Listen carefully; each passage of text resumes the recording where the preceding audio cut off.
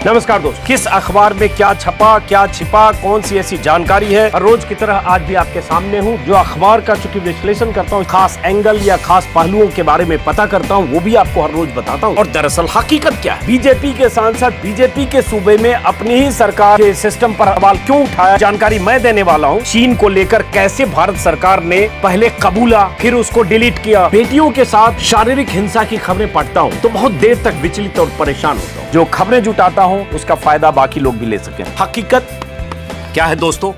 नमस्कार दोस्तों, हर रोज की तरह आज भी आपके सामने हूं। अखबारों का बंडल मेरे साथ है, मेरे सामने, मेरे हाथ में।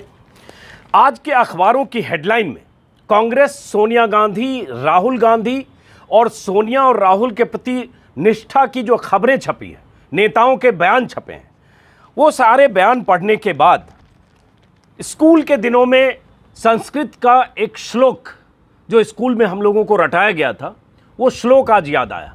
पहले वो श्लोक बता देता हूं, फिर आपको आगे एक दिल्ली से बाहर देश के दूसरे हिस्से में छपने वाले एक अखबार की हेडलाइन, और उस हेडलाइन में एक कहानी, जिस कहानी का आज मतलब है, वो क्यों है, वो कहानी सुनाऊंगा। और कई दिलचस्प आज जानकारियां हैं, वो बताने वाला हूं।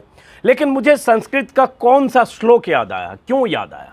श्लोक ये है, बचपन में वो 4 लाइनें दिमाग में जमी हुई थी, लेकिन फिर भी मैंने निकाला। संस्कृत है, 40 साल पहले स्कूल के दिनों में कुछ पढ़ा था। इसके उच्चारण में दोष होगा तो माफ़ी मांगता हूँ संस्कृत जानने वालों से। श्लोक की लाइनें हैं, त्वमेव माता च पिता त्वमेव, त्वमेव बंधुश्च सखा त्वमेव, त्वमेव विद्या द्रविणम त्वमेव, त्वमेव सर्व मम देव देव। ये स्कूल में हम लोग पढ़े थे। ये देव स्तुति है, भगवान के लिए ये कहा गया, जिसका मतलब होता है आप ही माता हैं, आप ही पिता हैं, आप ही बंधु हैं और आप ही सखा हैं, आप ही विद्या हैं और आप ही धन हैं। हे देव, आप मेरे सर्वे सर्वा हैं। त्वमेव माता च पिता त्वमेव, त्वमेव बंधुश्च सखा त्वमेव।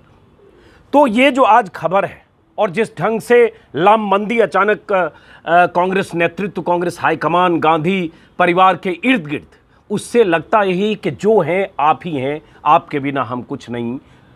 गांधी नेहरू परिवार के बिना, सोनिया राहुल के बिना कांग्रेस सून, जैसे होता है ना, बिन पानी सब सून। तो उस तरह की खबर है।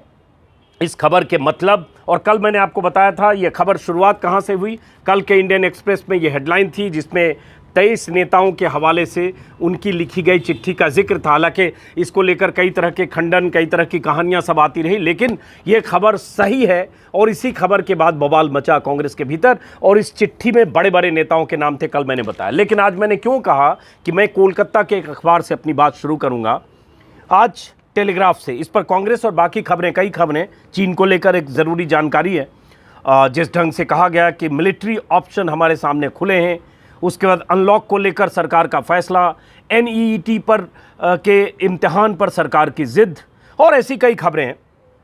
और चीन ने जो कुछ कहा है भारत को, वो कम दिलचस्प नहीं है। और भारत के सामने क्या विकल्प है, वो हम जो खबरें हैं उसके मुताबिक उसका विश्लेषण करेंगे। लेकिन कोलकाता चलते हैं। कोलकाता के अखबार की पहली हेडलाइन में आपको दिखा रहा हूँ। हेडलाइन नहीं है, दरअसल तस्वीरों का एक कोलाज है। ये तस्वीरें आपने कल देखी होगी, बहुत वायरल थी। प्रधानमंत्री मोदी की तस्वीर, जो प्रधानमंत्री निवास है, प्रधानमंत्री निवास के भीतर जो पक्षी हैं, मोर हैं, मोर के साथ प्रधानमंत्री की तस्वीर है, कुछ दाना खिला रहे हैं चिड़िया को, पक्षी को। वो सारी तस्वीरें कल प्रधानमंत्री ने खुद इंस्टाग्राम पर डाली थी और वायरल हुई थी। तो उन तस्वीरों का, 6 तस्वीरों का कोलाज बनाकर टेलीग्राफ ने एक ऊपर टॉप बॉक्स पिक्चर के साथ एक हेडलाइन सी टेक्स्ट डाला है, क्विज है उसमें heading, someone is preening in the time of pandemic .who। मतलब आप समझ जाइए, मैं सिर्फ तस्वीर आपके सामने रख रहा हूं। और टेलीग्राफ ने भी क्विज ही कहा है, तो क्विज है, सब लोग इस क्विज का जवाब तलाशिए। और सवाल टेलीग्राफ ने पूछा है, ये है। अब जिस खबर की मैं बात कर रहा था, नीचे एक खबर है, 2 खबरें हैं, बॉक्स बनी हुई है, टेक्स्ट में नीचे लगा रहा हूं। Proof of spine now and then. Spine समझते हैं, जो कहते हैं ना, झुक जाना, रीढ़ विहीन होना।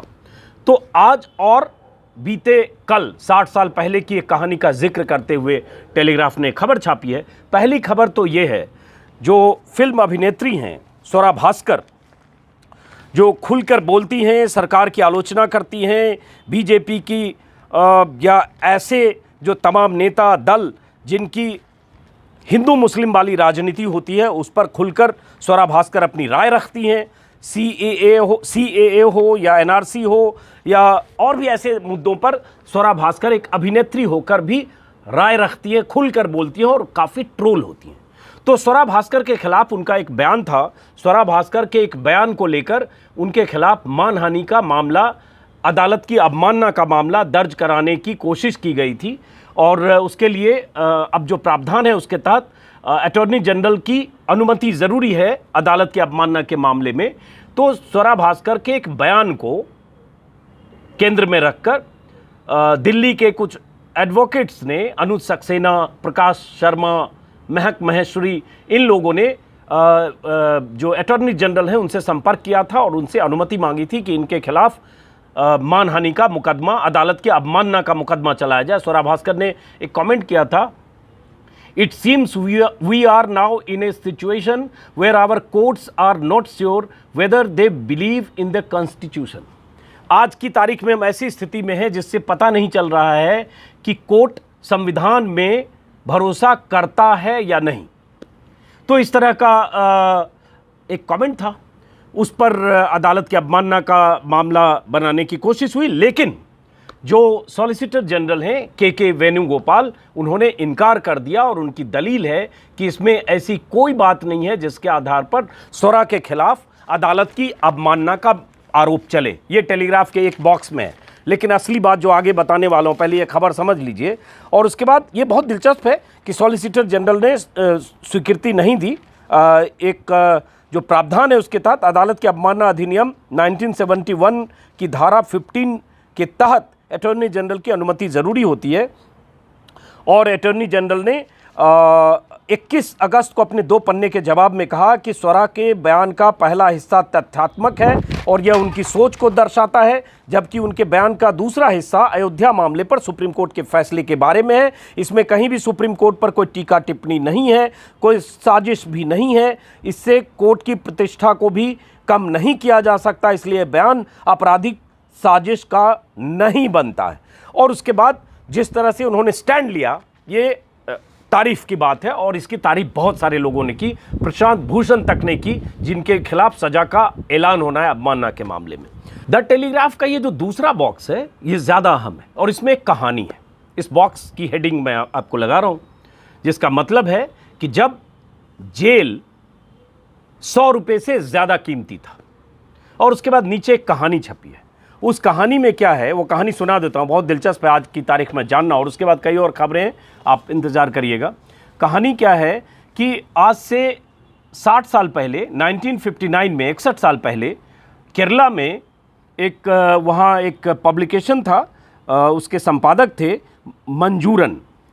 मंजूरन के खिलाफ मानहानि का मामला दर्ज हुआ था। अदालत ने सुनवाई की और अदालत ने सुनवाई के बाद 100 रुपये जुर्माना देने को कहा कि आप या तो 100 रुपया जुर्माना दीजिए या मानहानि के मामले में जेल में जाइए। और ये जो मंजूरन थे एडिटर और उनके साथ उनके प्रकाशक, इन दोनों ने 100 रुपया, प्रकाशक पे 50 रुपये उनका फ़ाइन था, 100 रुपया और 50 रुपया देने के बजाय जेल जाना ज़्यादा मुनासिब समझा।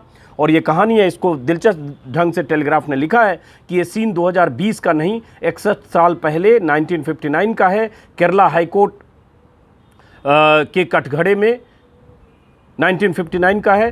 केरला हाईकोर्ट में प्रशांत भूषण नहीं जिनकी सज़ा पर फैसला आना है, बल्कि मथाई मंजूरन थे, एक संपादक और फ्रीडम फाइटर थे। और फ्रीडम ऑफ प्रेस के लिए मंजूरन ने 60 साल पहले अदालत की अवमानना मामले में माफ़ी मांगने से बेहतर जेल जाना समझा। और उसके बाद कहानी है कि कैसे मंजूरन के जो केरला प्रकाशन था, उसने एक रिपोर्ट छापी थी जिसमें 29 जुलाई 1958 को मामला था कि 6 कांग्रेस कार्यकर्ताओं की चाकू से गोद कर हत्या की गई थी। उस समय सत्ताधारी कम्युनिस्ट पार्टी का वहाँ शासन था और उससे झगड़ा हुआ, उस लड़ाई में हत्या हुई।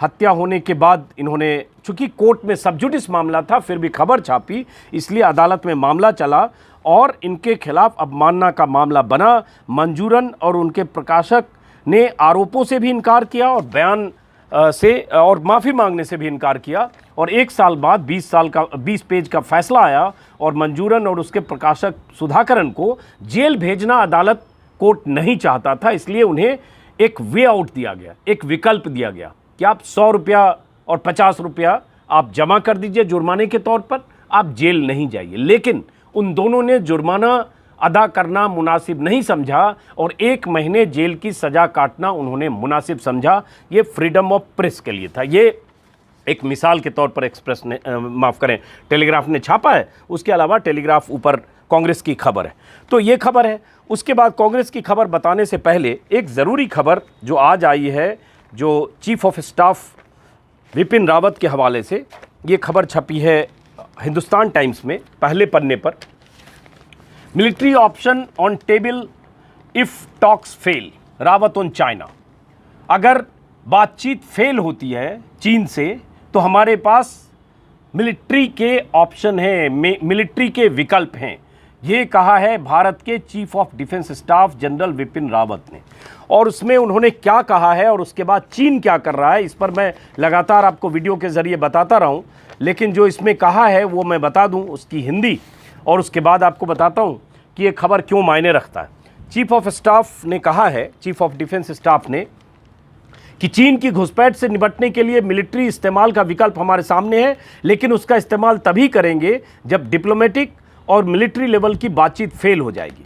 उन्होंने कहा एलएसी के पास ट्रांसग्रेशन, दोनों देशों का जो परसेप्शन है एलएसी को लेकर उसकी वजह से होता है। हमारी सेना नज़र रखती है कि ये ट्रांसग्रेशन इंट्रूजन में तब्दील ना हो जाए। चीन के एलएसी के पास जो गतिविधि है, उल्लंघन होता है, उसको ट्रांसग्रेशन कहा जाता है, जिसका मतलब होता है उल्लंघन, और इंट्रूजन मतलब घुसपैठ या अतिक्रमण। तो इन दोनों शब्दों के बीच बहुत बारीक लाइन है। लेकिन यहाँ भी चीफ ऑफ डिफेंस स्टाफ ने यही कहा है कि ये परसेप्शन का मामला है और परसेप्शन की वजह से ये होता है। लेकिन सवाल उठता है कि आज बात तो कर रहे हैं कि अब मिलिट्री विकल्प है, इसका मतलब चीन किसी भी सूरत में पीछे हटने को तैयार नहीं है। और वो कैसे पता चल रहा है, एक खबर और है अमर उजाला में, जरा उस खबर की हेडिंग देखिए, उससे आपको अंदाज़ा लगेगा कि खबर के मतलब क्या है और कैसे अखबारों में खबर छपती है और दरअसल वहाँ हकीकत क्या है। चेहरे पर थोड़ी धूप आ रही है, इसलिए आपकी परमिशन से मैं थोड़ा पीछे हो रहा हूँ। खैर, तो ये अमर उजाला में ये खबर है पहले पन्ने पर। चीन ने रखी शर्त, भारत बोला पूरी तरह खाली करो। ये अमर उजाला में पहले पन्ने पर है, ठीक है। एनसीआर का ये एक एडिशन है जिसमें नीचे है, मैं देख रहा था दिल्ली के राजधानी संस्करण में टॉप पर है।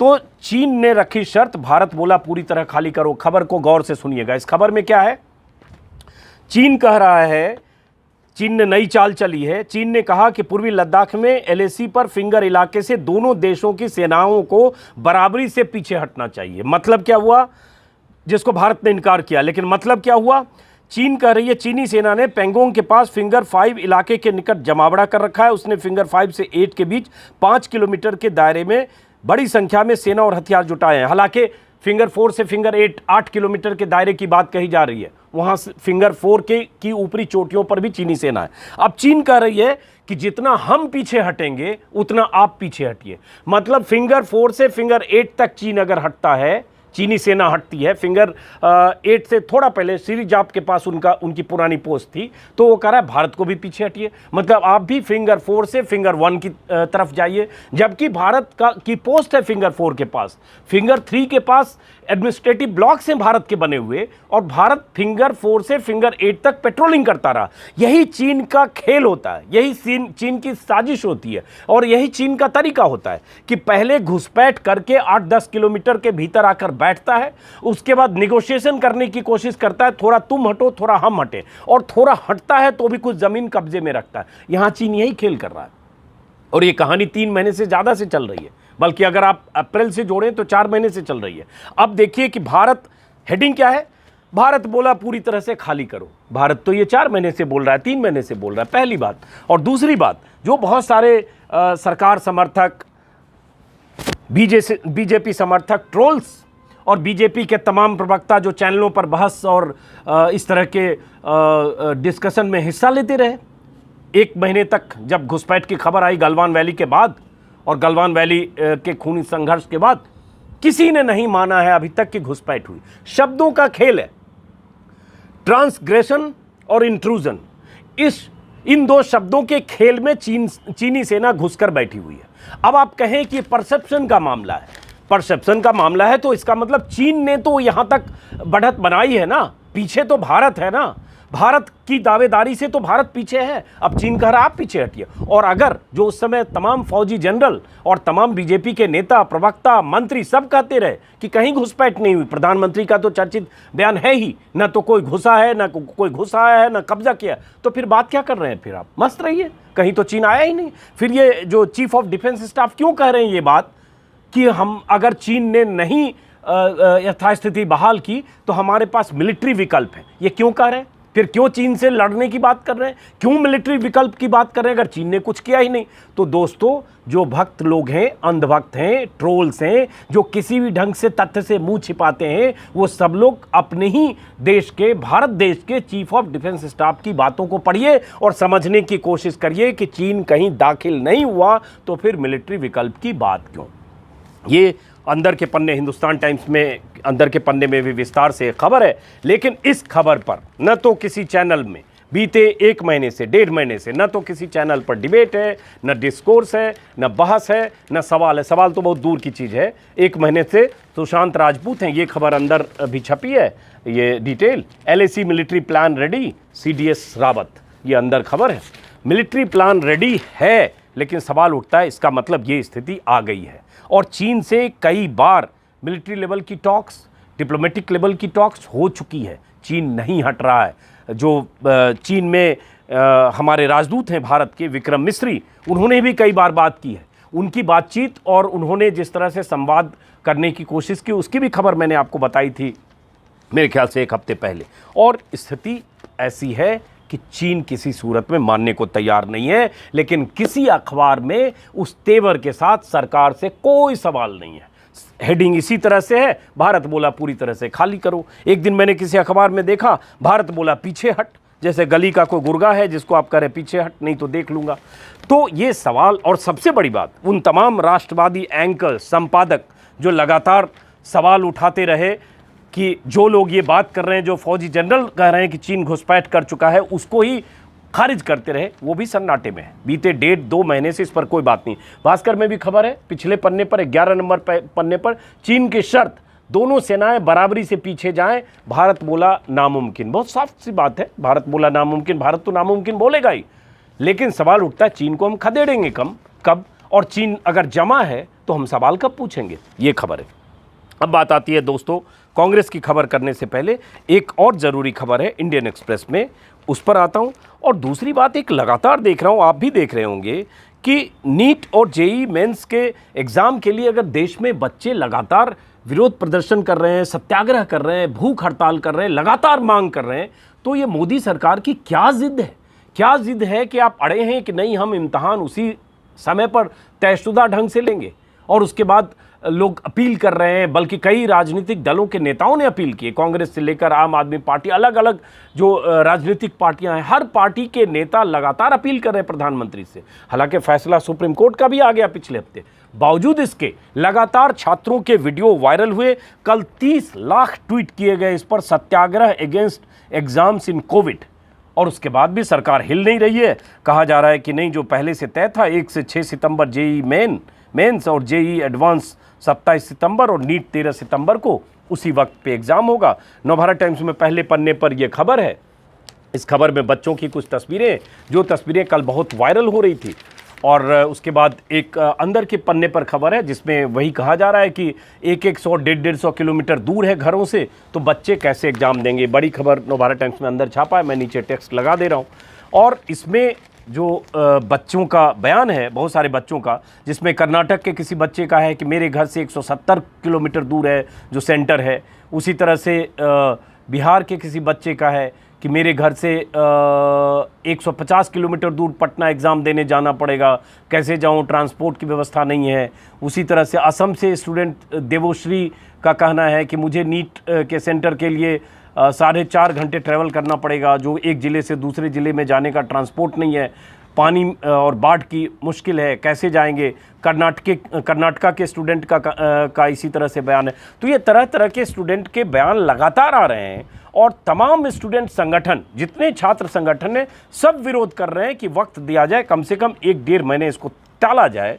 और उसके तर्क और लॉजिक भी है, लेकिन उसके बाद भी सरकार किसी भी ढंग से हिलने को तैयार नहीं है। ये बहुत हैरत की बात है। और अगर एक साथ इतने छात्र, बल्कि छात्रों की खुदकुशी करने की खबर आई, परिवार वाले विरोध कर रहे हैं। सुप्रीम कोर्ट में भी 11 राज्यों के 11 छात्रों ने याचिका दी थी, हर जगह सुनवाई नहीं हुई। अब गेंद सरकार के पाले में। एक ये खबर है, मुझे लगता है सरकार को इस मामले पर पुनर्विचार करना चाहिए और सरकार के हाथ में सब कुछ है। 26 लाख छात्रों का सवाल है और बहुत बड़ी तादाद में ये छात्र इस कोविड काल में तमाम तरह की परेशानियां और 100 से 150 किलोमीटर दूर सेंटर में जाना और मुश्किलें और मुसीबतें, इसलिए बार बार वो आग्रह कर रहे हैं सरकार से। मुझे लगता है अभी भी वक्त है कि सरकार के कान में उनकी आवाज़ गूंजेगी और कहीं न कहीं वो सुनेंगे। ये खबर है। उसके बाद एक एक्सप्रेस में खबर है, पहले पन्ने पर है। ये एक पहले पन्ने पर खबर है लीज मैथ्यू की। इस खबर में ये है कि 40 दिन में, इस खबर का हिंदी में बता दूं, 40 दिन में 69 लाख, करीब 70 लाख मान लीजिए, लोगों ने, वर्कर्स ने जॉब के लिए सरकार के पोर्टल पर रजिस्ट्रेशन कराया और उसमें चंद लोगों को, गिनती के लोगों को ही इसमें जॉब मिली है। ये लीज मैथ्यू की खबर है और इस खबर का हिंदी में बता रहा हूँ। मैं ये बार बार बताता हूँ कि अंग्रेजी की खबरों का मैं हिंदी में ट्रांसलेशन कर लेता हूँ ताकि पूरी बात आपको ठीक से समझाई जा सके, 2 बार ना बताना पड़े। तो इसमें सरकारी जॉब के लिए पीएम मोदी की तरफ से जुलाई 11 में पोर्टल लॉन्च हुआ था, जिसमें अब तक 69 लाख लोग 40 दिनों में रजिस्ट्रेशन करा चुके हैं। लेकिन नौकरी गिनती के चंद लोगों को मिली है, जबकि सरकार के लिए रोजगार सबसे बड़ी चुनौती है। अगस्त में 14 से 21 अगस्त के बीच 7 लाख लोगों ने रजिस्ट्रेशन कराया, 7 लाख लोगों ने रजिस्ट्रेशन कराया, लेकिन जॉब मिली सिर्फ 691 लोगों को। और प्रधानमंत्री मोदी ने इस पोर्टल का लॉन्च किया था 11 जुलाई को। स्किल डेवलपमेंट मंत्रालय की तरफ से आत्मनिर्भर स्किल्ड एम्प्लॉयर मैपिंग पोर्टल के मुताबिक 3.7 लाख, मतलब 3,70,000 उम्मीदवारों में से सिर्फ 2% लोगों को job milli.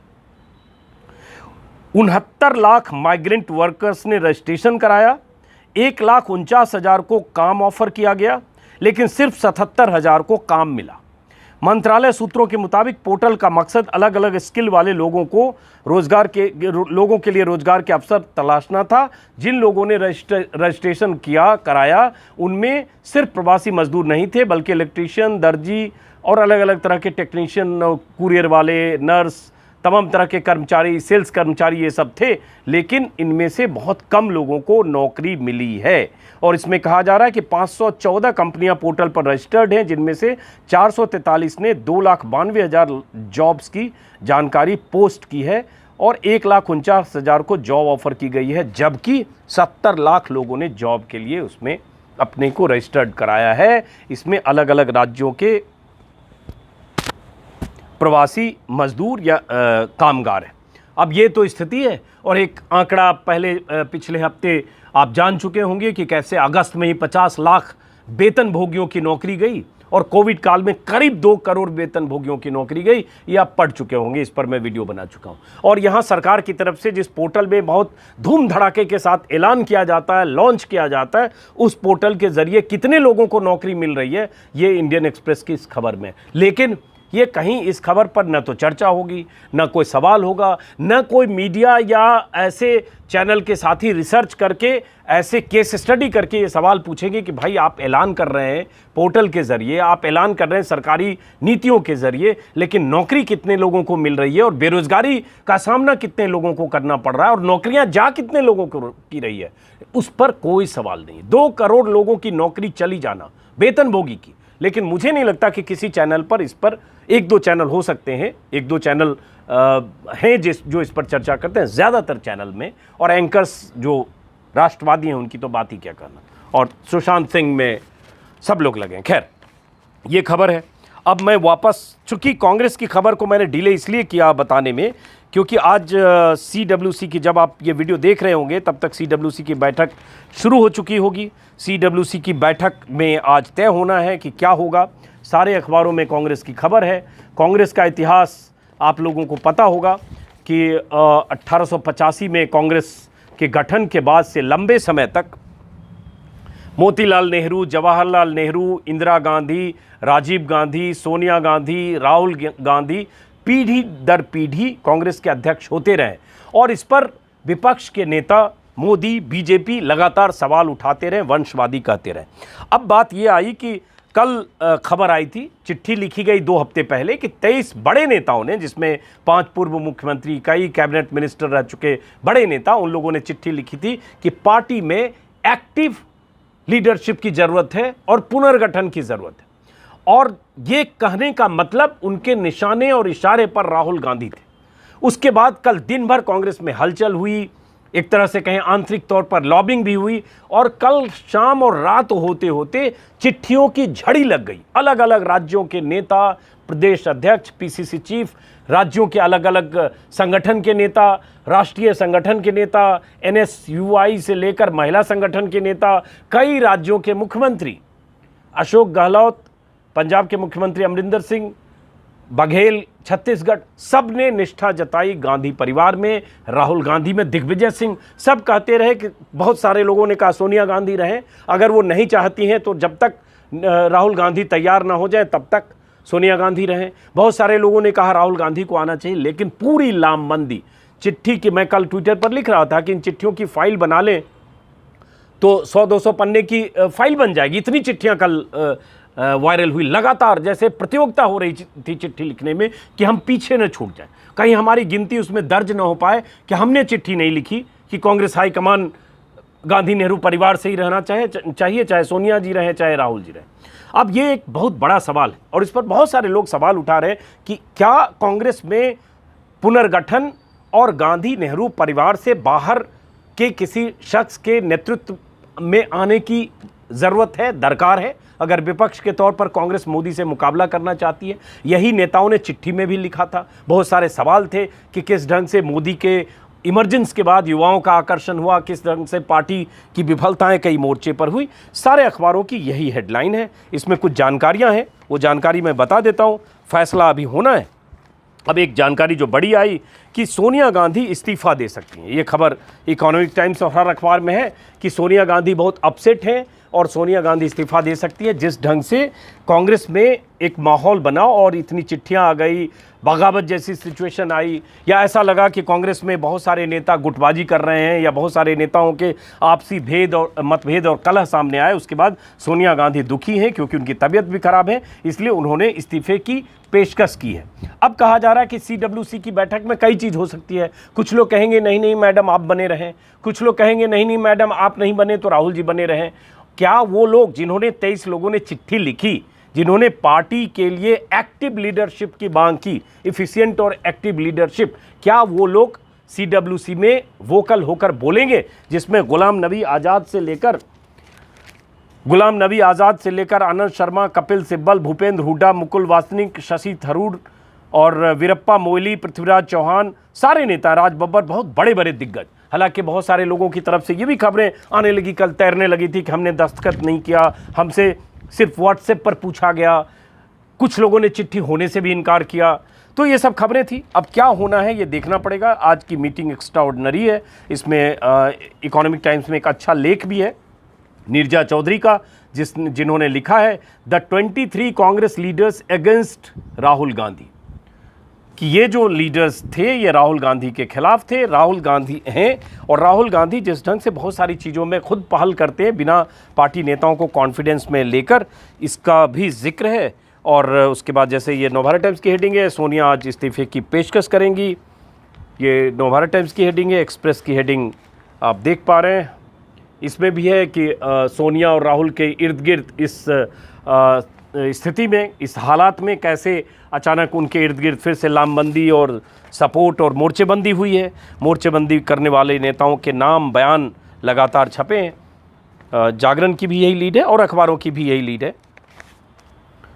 Times of India की लीड है जो मैं पहले बता चुका, और उसके बाद CWC के जो बड़े नेता हैं वो इंसिस्ट करेंगे सोनिया गांधी को कि वो पार्टी न छोड़ें। सोनिया गांधी कहेंगी मैं पार्टी छोड़ना मतलब अध्यक्ष पद छोड़ना चाहती हूँ, ये कहेंगे आप अध्यक्ष पद न छोड़िए। ये कांग्रेस में लगातार होता है कि जब भी ऐसी खबरें आती है तो बहुत सारे लोग जुटते हैं और कहते हैं आप पार्टी न छोड़िए। कल एक रामचंद्र गुहा के लेख का जिक्र किया था मैंने, जिसमें उन्होंने कहा था सोनिया और राहुल चाटुकारों से घिरे हैं और इसलिए पार्टी का बंटाधार हो रहा है। अब कांग्रेस का इतिहास एक छोटा सा पढ़ दूं, मैं भास्कर में मैं देख रहा था, हालांकि ये मेरे पास जानकारी थी लेकिन भास्कर में मैंने देखा कि अच्छे ढंग से कंपाइल किया है, तो मुझे लगा भास्कर को ये श्रेय देते हुए आपको बता देना चाहिए। और जो एक मोटे तौर पर है कि कांग्रेस में 73 साल में 13 गैर कांग्रेसी अध्यक्ष रहे और इसमें 17 बार लोकसभा चुनाव हुआ, जिसमें 4 बार तब कांग्रेस हारी जब परिवार का अध्यक्ष था, 3 बार जब गैर गांधी नेहरू परिवार अध्यक्ष था, और उसके बाद पूरा जिक्र है कि नेहरू 8 साल अध्यक्ष रहे, इंदिरा गांधी 7 साल रहीं, सोनिया गांधी 19 साल अध्यक्ष रहीं, सबसे अधिक सोनिया गांधी रहीं, राजीव गांधी 6 साल रहे, राहुल गांधी 2 साल रहे, और ऐसे भी प्रधानमंत्री हुए मनमोहन और शास्त्री जैसे जो अध्यक्ष नहीं रहे लेकिन प्रधानमंत्री हुए। और उसके बाद पूरी कहानी है कि 78 साल में 38 साल गांधी नेहरू परिवार के अध्यक्ष ही रहे। शुरुआत मोतीलाल नेहरू से हुई थी आज़ादी के पहले, गठन 1885 में हुआ। इस पर बहुत सारे लोग बहुत बार बात करते हैं, मैं भी ये दिमाग में स्कूल के दिनों में ही या हाँ शुरुआती स्कूल के दिनों में 1885 और A.O. ह्यूम ऐसा जमा है कि हमेशा याद आता है कि हाँ 1885। खैर, तो ये कहानी है। और बीच में एक सोनिया गांधी को जब अध्यक्ष बनाया गया था उस समय सीताराम केसरी थे, बहुत चर्चित है 96 से 98 के बीच जब कैसे उनको बेदखल किया गया था सीताराम केसरी को। अब सवाल उठता है कि क्या होगा कांग्रेस में। किसी की हिम्मत नहीं है कि सच बोले, किसी की हिम्मत नहीं है कि ऐसी बात बोले जो जिससे कहीं नाराज न हो जाए गांधी नेहरू परिवार के लोग। किसी की हिम्मत नहीं है कि वैकल्पिक नेतृत्व की बात करे, और गुमनाम ढंग से ये बात खबर आती है तो खंडन भी आता है। और हालांकि 23 नेताओं की तरफ से अधिकृत तौर पर कोई कल खंडन नहीं किया गया, तो इसका मतलब चिट्ठी थी। अब होता क्या है, कई लोगों के नाम चल रहे हैं कि ये सब संभावित कार्यकारी अध्यक्ष हो सकते हैं, और उसमें टाइम्स ऑफ इंडिया में भी मैं देख रहा हूँ अलग अलग आकलन है कि कौन से लोग कार्यकारी अध्यक्ष हो सकते हैं। अब ये देखना है कि इसमें होता क्या है। तो एक ये खबर है, उसके बाद एक खबर जो भास्कर में मैं देख रहा था,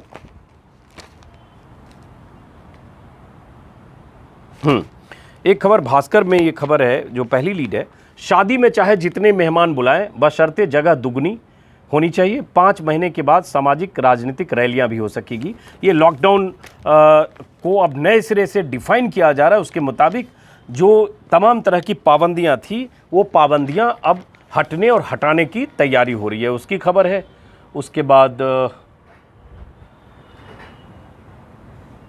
प्रधानमंत्री वाली ये खबर है जिसका जिक्र मैंने टेलीग्राफ के हवाले से किया, मोदी और मोर की जुगलबंदी, कविता भी लिखी, मोर चाहता मौन चाहता, उसका जिक्र मैंने शुरू में आपको कर दिया। उसके बाद कोरोना की खबर है, कांग्रेस की खबर तो मैं बता ही चुका, तो मोटे तौर पर ये खबर है। उसके बाद एक बार मैं देख लेता हूँ कि और कोई खबर ऐसी बची है क्या। चीन की खबर मैं बता ही चुका, तो यही खबर है। इसके अलावा मुझे ऐसी चीज़ कोई दिख नहीं रही है जो मैं अलग से बात करूं। एक बार देख लेता हूं, इकोनॉमिक टाइम्स में भी विस्तार से कांग्रेस की ही खबर छापी हुई है कि कांग्रेस में क्या हो सकता है। हर जगह वही है कि अब क्या होगा कांग्रेस का, और आज की बड़ी खबर अगर देखें तो सब जगह होगी भी वही कि अब कांग्रेस में क्या होगा। लेकिन लगता यही है कि बहुत मुश्किल है कि कांग्रेस में राहुल और सोनिया के अलावा कोई अध्यक्ष बन जाए, इसकी गुंजाइश मुझे फ़िलहाल कम दिख रही है। अब देखना होगा। हालांकि राहुल ने इस्तीफ़ा दिया था, प्रियंका गांधी ने भी कहा था कि बाहर से गांधी नेहरू परिवार के बाहर से कोई अध्यक्ष होना चाहिए। राहुल गांधी ने भी ये पहले कहा था, प्रियंका गांधी तो अभी हाल में कहा।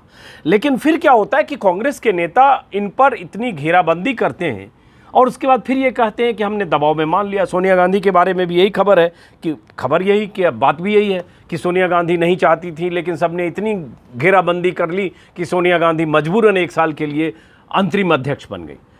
तो ये घेराबंदी क्यों होती है? कांग्रेस के बहुत सारे नेता मानते हैं कि कांग्रेस के लिए बहुत मुसीबत का वक्त है, लेकिन क्या कांग्रेस के तमाम दर्जनों नेताओं को क्या राहुल गांधी और सोनिया गांधी के बगैर कांग्रेस की अहमियत, हैसियत और अस्तित्व पर खतरा नज़र आता है? और अगर आता है तो आज को कांग्रेस कितनी बुरी स्थिति में है। 44 सीटें पिछली बार, 52 सीटें इस बार, अब इससे बुरा क्या होगा? तो ये सवाल है, इन सवालों पर चिंतन होता रहेगा। फिलहाल दोस्तों, आज के वीडियो को मैं मोटे तौर पर खबरें जो थी यही सब थी ख़त्म करता हूँ। और अगर आप में से किसी साथी ने सब्सक्राइब नहीं किया है तो मेरा वीडियो सब्सक्राइब करें। बहुत जगह आज कांग्रेस पर एडिटोरियल भी है, चूँकि बहुत बड़ी खबर हो गई थी कल एक्सप्रेस की लीड की वजह से, इसलिए आज उस पर कई अखबारों में एडिटोरियल है। इंडियन एक्सप्रेस का भी एडिटोरियल उसी पर है। और अंदर में एक अधीर रंजन चौधरी का एक इंटरव्यू है जिसकी हेडिंग है अधीर रंजन चौधरी के इंटरव्यू की। लोकसभा में कांग्रेस के नेता हैं। ये हेडिंग क्या है? हेडिंग का मतलब है कि नॉन गांधी कांग्रेस चीफ जो होंगे वो कांग्रेस के लॉस्ट ग्राउंड को, कांग्रेस की खोई हुई ज़मीन को वापस नहीं कर पाएंगे, यही हकीकत है और इससे बीजेपी को फ़ायदा होगा। यह अधीर रंजन चौधरी का पूरे पन्ने का एक इंटरव्यू इंडियन एक्सप्रेस में छपा हुआ है। और ये वो तमाम नेता हैं जिन्होंने कल चिट्ठी, कल समर्थन पत्र, कल जो मैंने कहा त्वमेव माता त्वमेव पिता टाइप का, ये सब लोग कल चिट्ठी जारी करके कह चुके हैं कि सोनिया राहुल बिन सब सून, गांधी नेहरू परिवार बिन सब सून। तो दोस्तों यही है। उसके बाद कुछ और खबर अगर दिखेगी तो बात करूंगा। मोटे तौर पर मुझे जितनी अभी लग रही है वो मैंने बता दिया। और अब देखते हैं कि आज कांग्रेस में क्या होता है, बाकी खबर क्या है। और ये भी कि जो NET के स्टूडेंट जो मांग कर रहे हैं अपना इम्तहान देर करने को लेकर, टालने को लेकर, उस पर सरकार आगे क्या करती है। तो फिलहाल विदा लेते हैं। और अब हर रोज़ आपसे मुलाकात होगी सुबह 11 बजे, जो पहले हर रोज़ मैं 10 बजे मिलता था। नमस्कार। नमस्कार दोस्तों, किस अखबार में क्या छपा, क्या छिपा, कौन सी ऐसी जानकारी है, हर रोज की तरह आज भी आपके सामने हूं। जो अखबार का चूंकि विश्लेषण करता हूं, खास एंगल या खास पहलुओं के बारे में पता करता हूं, वो भी आपको हर रोज बताता हूं। और दरअसल हकीकत क्या है, बीजेपी के सांसद बीजेपी के सूबे में अपनी ही सरकार के सिस्टम पर सवाल क्यों उठाया, जानकारी मैं देने वाला हूँ। चीन को लेकर कैसे भारत सरकार ने पहले कबूला, फिर उसको डिलीट किया। बेटियों के साथ शारीरिक हिंसा की खबरें पढ़ता हूँ तो बहुत देर तक विचलित और परेशान होता हूँ। जो खबरें जुटाता हूं उसका फायदा बाकी लोग भी ले सकें। हकीकत क्या है दोस्तों?